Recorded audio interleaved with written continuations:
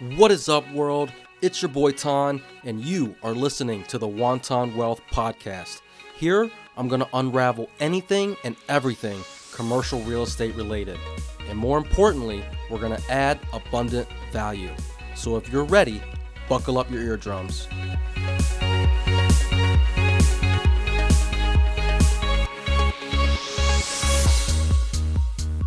Well, Tim, once again, thanks for coming on.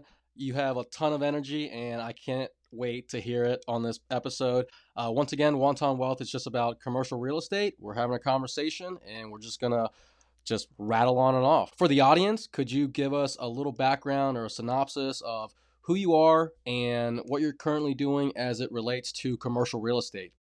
Oh, absolutely. I jumping back about 20 something years ago, I fell into real estate like a lot of people, like a guy that was going to be a pharmacist. I don't know if you know who that is. Anyway, I fell into it and I ended up having a brokerage, did residential side. I was in the last downfall of '08, but I ended up going the opposite direction because I ended up having a contract put together with HUD and the government to sell foreclosures. And so my territory. I'm in Texas.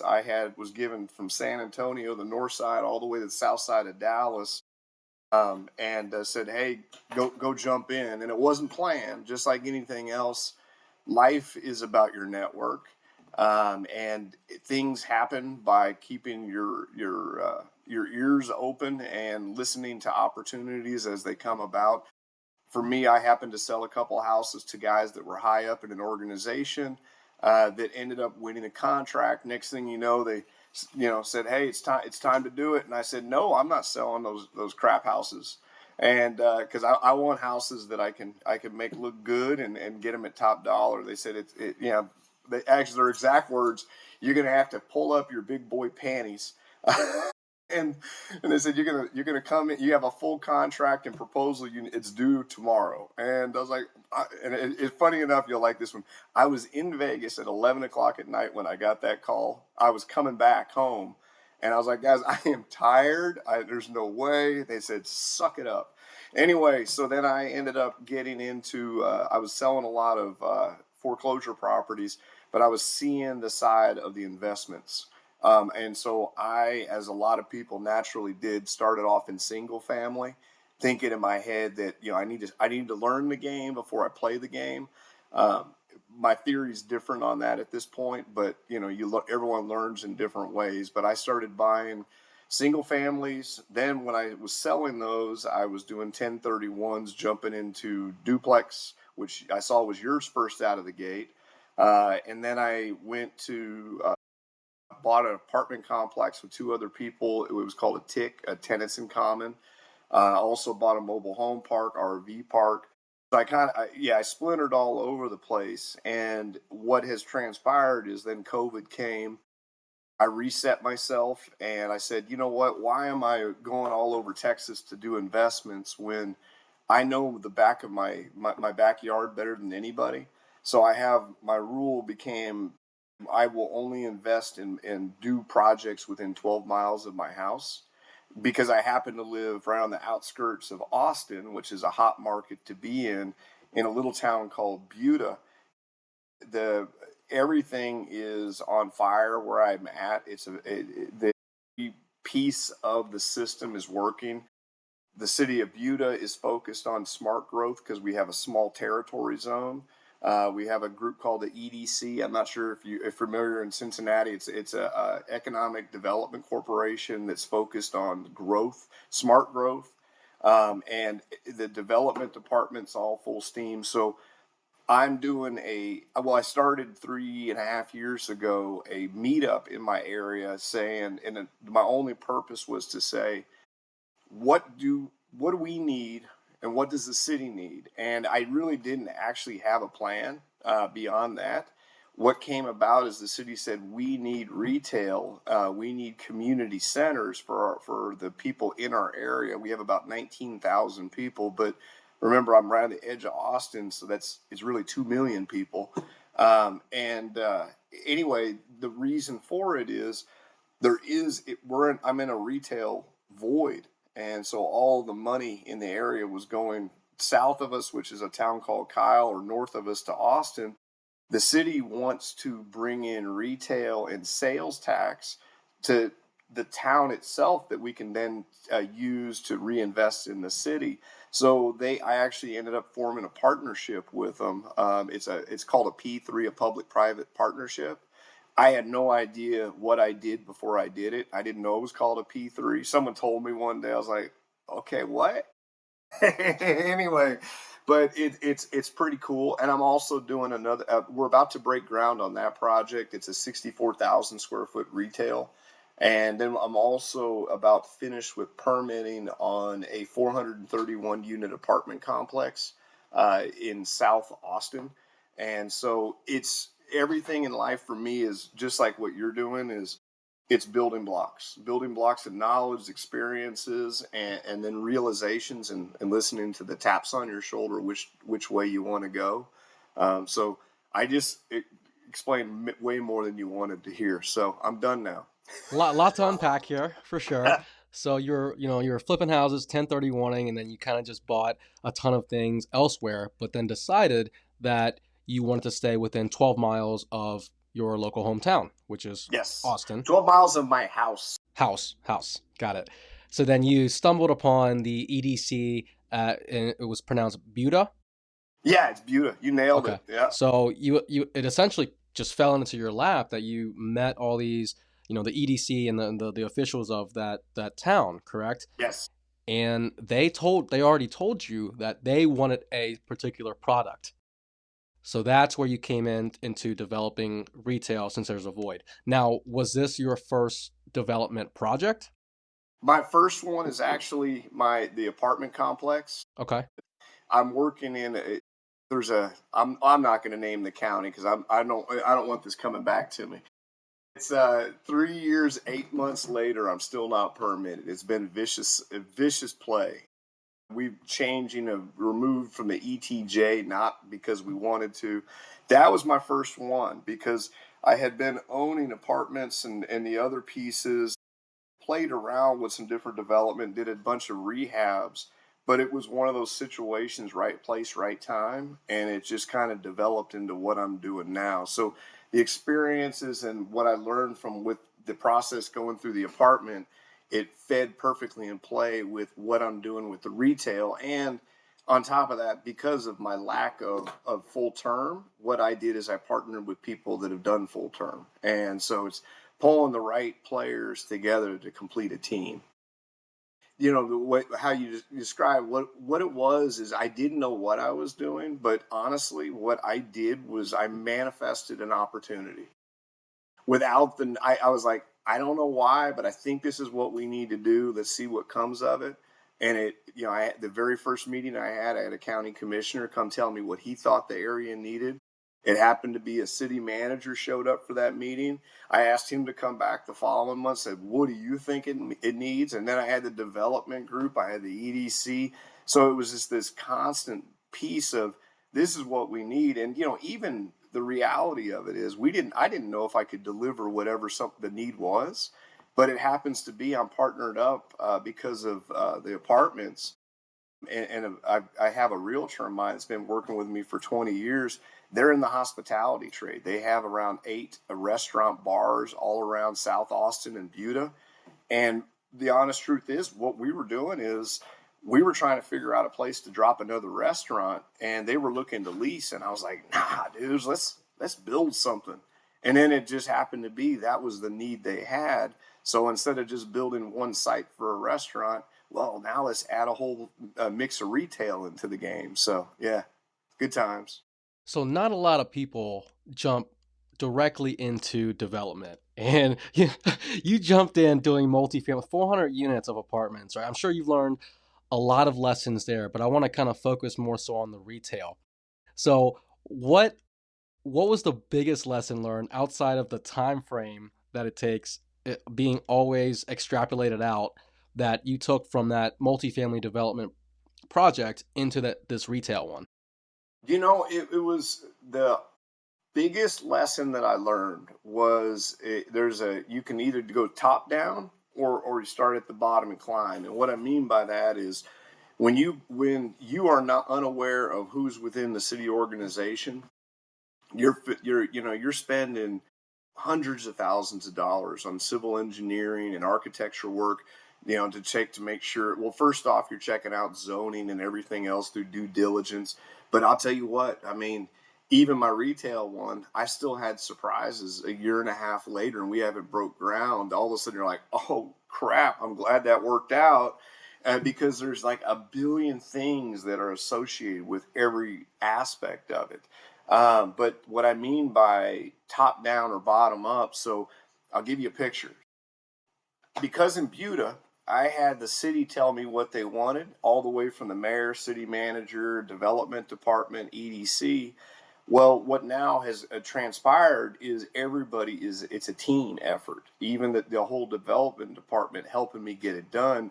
We run into problems. We sit down face to face.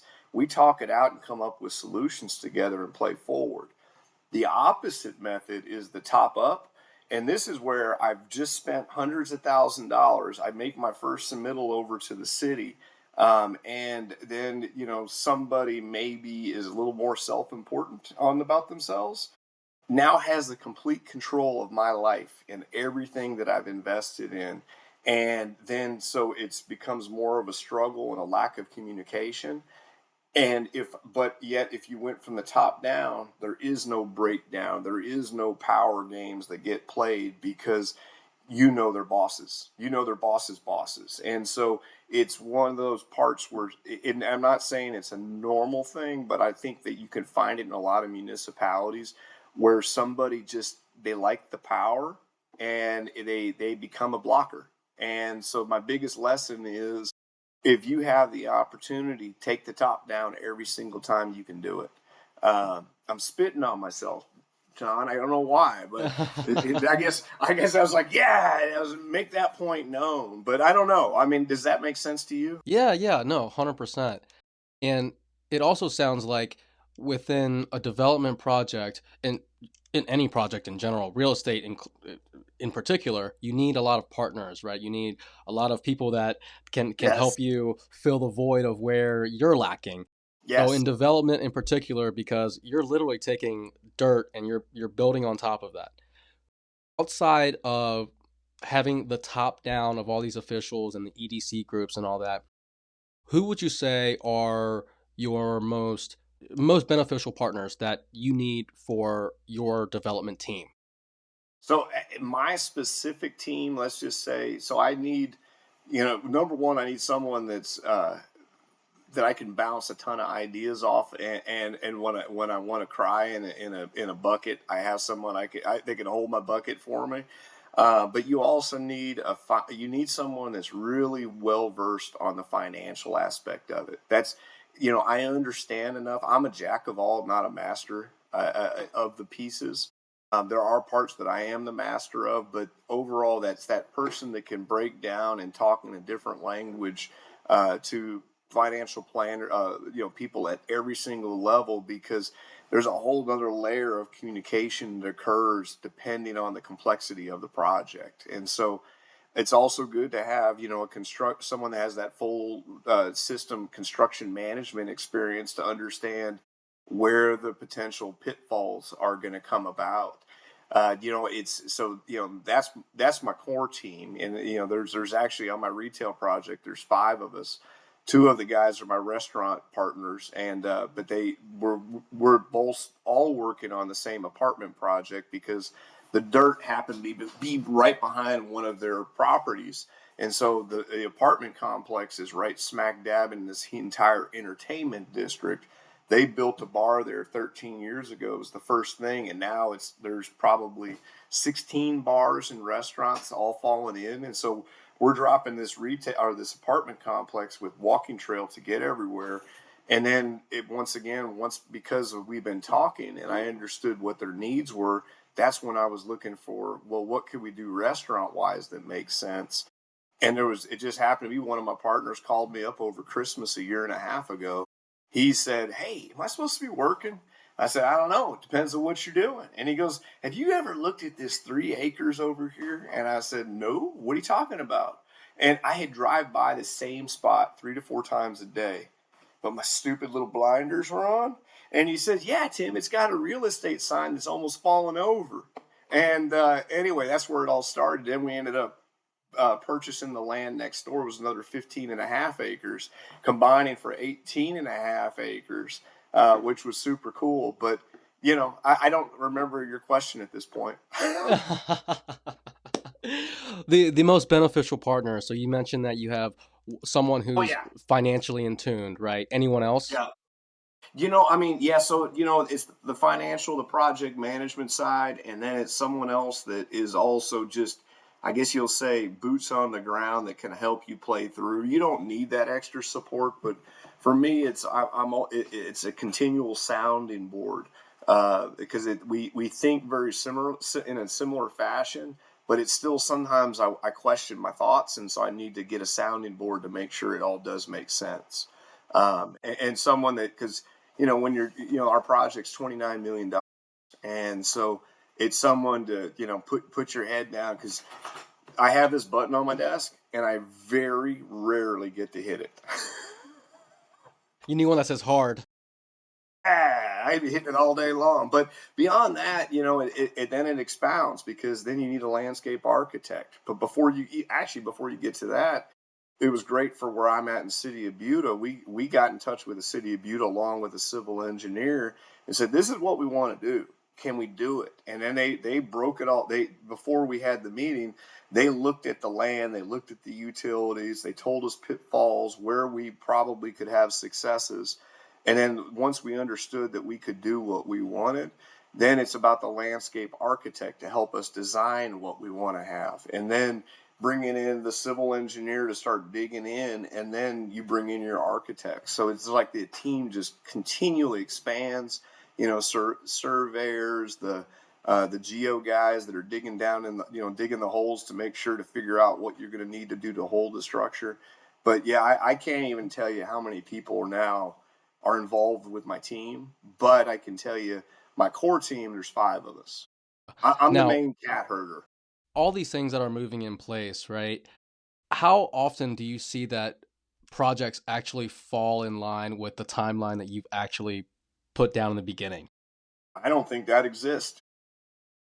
So if let's say me knowing very little about development go in and start developing a retail center, what is a good cushion that I should add to my project? Like another 12 months, 18 months, or I mean, just now, to break ground, and go through the all the it depends too, man. It depends on where you're at, because if I was in a town up north from here called Temple, I could do the same thing I've been doing with the city of Buda.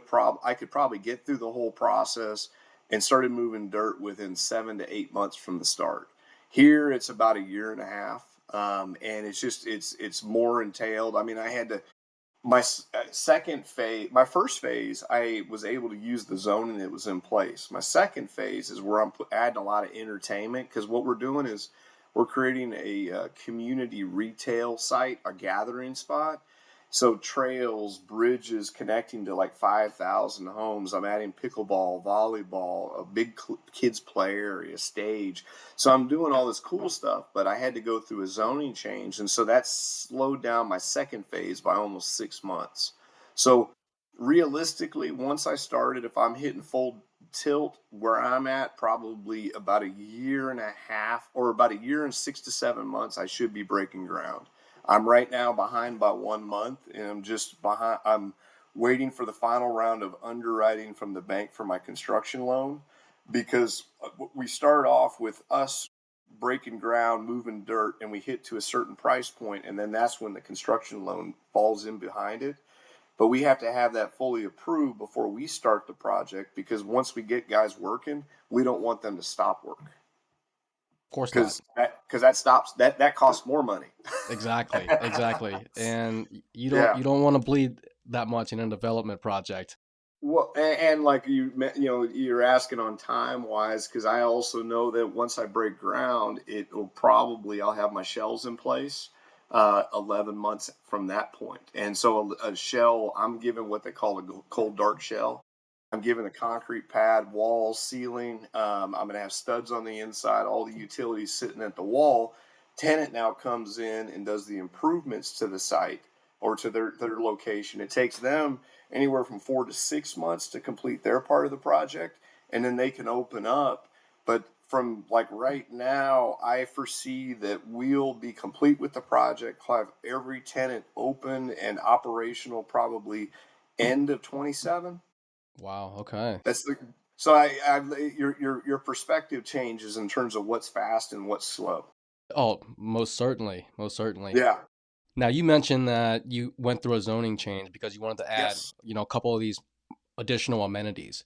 So I'm Yes. guessing that, or it sounds like that the the complete vision of the picture didn't start from the get-go and things changed as you moved along. Yes. Was this coming from you as the visionary, or was it something that came from the city or the EDC? Well, so what combination? I mean, yeah, because when we started, we actually on this. I was going to actually see if I could find. I was gonna pull up a diagram so I could show it to you and see if it makes more sense. But when we started the project, we had the 3 acres. We were like, how can we maximize this? Have enough parking? It worked out to 24,700 square foot available. And then we're looking at the second one, which was 15 acres. But honestly, we only thought we had 4 to 5 usable, and the rest was floodplain. And ended up after everything was said and done, and it took us almost a year to figure it all out because of changing FEMA maps and all the rest of the stuff.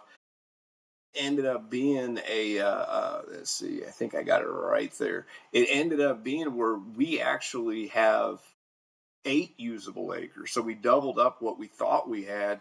And so our whole development is 64,000 square foot.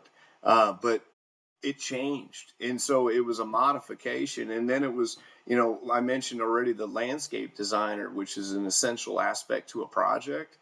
Because they kind of do the layup, what flows, what doesn't flow. They're really, really super critical. I don't know. Can I share on your fancy screen? So, yeah. Let me see if I can get rid of this window, make it a little bigger. Let's see if I can go to the share button. I'll show you fun. Let's see. Window. There should be a button at the bottom with an arrow Yeah, I think pointing I've up. got it. I There think you go. you. Well, now we'll have to see if it goes. Okay, there we go. Sweet. Yep. So this over here, it started. This is my first 3 acres we got, and we were just like, well, let's put a restaurant here. Anyway, now we're putting an Irish pub here, and this is actually a workout facility coming in. It's one of those cool hit programs.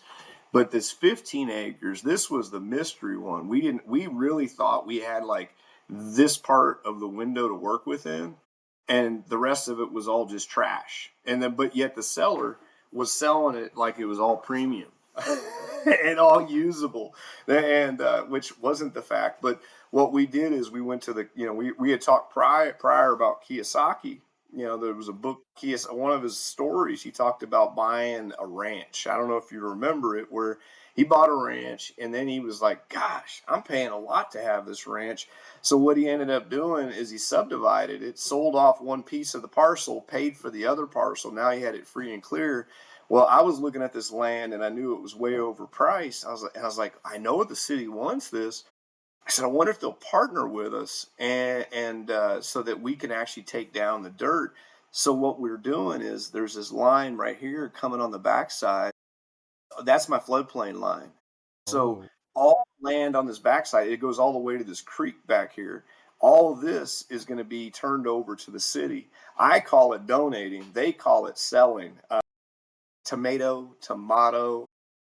Anyway, so with it, they partnered with us and are giving us a bunch of tax incentives. So we're getting sales tax incentives, property tax incentives, plus a kind of because this thing is tree filled. So we're having to remove a bunch of trees and there's a bunch of tree penalties, but it's all going to go away in the process because we're giving them what they want and we're going to keep as many trees as possible. But let me see if I can blow this up a little bit. See, so make it a little bit easier for you to see. So what we've got is this is one of my restaurants. This is 4,000 enclosed, 4,000. That's a patio. We have a small stage. We have three pickleball, three volleyball, and we're going to put a huge kids area over here. So with it, I'm giving the city what they want because then you can see this walkway going through here. We're putting in this trail system, and then we have. Let's see if I don't know if I can get over there. There we go. We're putting a bridge in to cross this creek, and it connects to another mile full of city park trails that has 5,000 homes that surround the area. So it's like we had the absolute perfect opportunity to create exactly what they wanted, which was a community retail site. And so then what we're doing is fostering to bring in the right people. Like I've got a cool mercantile that does home goods here. I've got a bookshop that's going to also have wine. They're probably going to be the rowdiest people on the site. I've got a liquor store deli that falls over here. Over on this side, I have a coffee shop, my Irish pub. It's crazy. We're already at 50% pre-leased, and we haven't even moved the dirt. I love Which that. that's called there was a void, and everyone's aware of it, and they want to be part of the story. But this site, part of the site right here, is everything the city wanted. It's that place where people can, families, and everybody else can come walking in on the trails or park in my spots. I have like 350 spots. But it's what it's doing though is it's turning around, attracting the right type of tenants. That is more of it's a destination site where people Sure. can come up on the weekend and actually spend the whole day instead of just driving up to a Starbucks, grabbing a coffee, and leaving. This one they can come to and spend the whole day and just have a good time and enjoy themselves. I got two questions here, right? Well, the first one is more so on the tenanting side. How did you are you actively pre-leasing out the spaces, or are you having someone else do that, or is the city helping you with that, or how are you finding these tenants that are already wanting to be here just based on a vision that you have? So yes, yeah. So all the above. So what we ended up doing is we hired a brokerage. I'm a broker, and so the natural thing is I can fill this thing is my first thought. But the reality is I'm also running the project. I'm the one that's maintaining, making sure the civil team, the architect team, landscape, everything's falling in line with everything we're doing. I was like, it's going to be too much for me. And so the city said, why don't you just do it yourself? I was like, how? I don't even sleep. They said, exactly, you're fine. And so, but we ended up because we also know we're right now doing a 506c. It's a syndication, but accredited. So I get to actually talk about it. But our thought was, well, we probably need to have a larger retail brokerage that are helping maintain the property and help us fill it just for someone with big check. Right now we're raising the next part is $7 million. By the way, if you know anybody accredited, I'm looking. Uh, As am I, brother. so As am I. and anyway, but so the brokers are working to find people. I'm finding people, and so if I find the people, we're able to have a little bit of a discount for the development. So what I then able to do is I can then apply some of that money towards either buying down their rent or giving them more what they call tenant improvement, which is TI. Each one of my sites, I pay $50 TI when they're all said and done, to help them with the cost that they took on as they built out the piece. On top of that, because the city is so involved, people, I mean, heck, I stopped by the EDC earlier today just to harass them. There was a group leaving, and I was like, "Hey, are those my new tenants?" And they're like, "Are you watching us?" Anyway, it wasn't. They were for an industrial thing, but we were talking. But yeah, every chance they get, they refer people directly to me. Like I said, we have done extraordinary in terms of actually filling these slots just because of the word of mouth. And then I've learned to play, even though technology I fight with all the time. One of the things I've done is I have a website that I had one of my cousins help me build he built all the back end pieces, taught me how to use it. Now I'm deadly with it because I create blogs on a weekly basis. And with the SEO, everything else, I'm pumping it out.